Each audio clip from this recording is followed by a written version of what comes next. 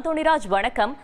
பக்தர்களின் கூட்டம் அதிகரிப்பால் கோவில் நிர்வாகம் சார்பில் என்னென்ன சிறப்பு ஏற்பாடுகள் செய்யப்பட்டிருக்கிறது? மேலும் தகவல்களை சொல்லுங்க.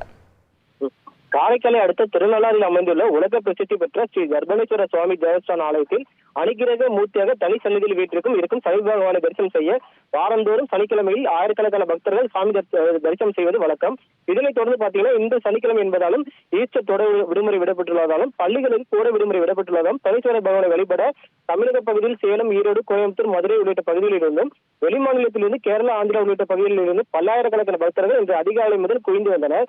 மேலும் ஸ்ரீ சனி பகவானுக்கு அபிஷேகம் நடைபெற்று வெள்ளி கவசர அலங்காரத்தில் மகா தீபாராதனை நடைபெற்றது. பக்தர்கள் வெள்ளி கவசத்தில் அருள்பாலித்து வருகிறார் ஸ்ரீ சனீஸ்வர பகவான்.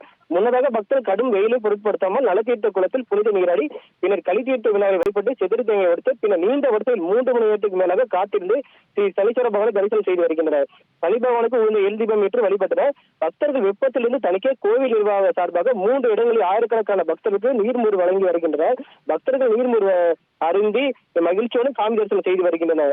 அதிக அளவிலான பக்தர்கள் வருகை தந்துள்ளதால் மாவட்ட முதுநிலை கண்காணிப்பாளர் லட்சுமி சௌஜன்யா தலைமையில் திருநெல்வேலி பகுதியில் 100க்கும் மேற்பட்ட போலீசார் பாதுகாப்பு பணியில் ஈடுபட்டுள்ளனர். பக்தர்கள் எளிதாக சாமி தரிசனம் செய்ய கோயில் நிர்வாகம் சார்பாக சிறப்பு ஏற்பாடும் செய்யப்பட்டுள்ளது.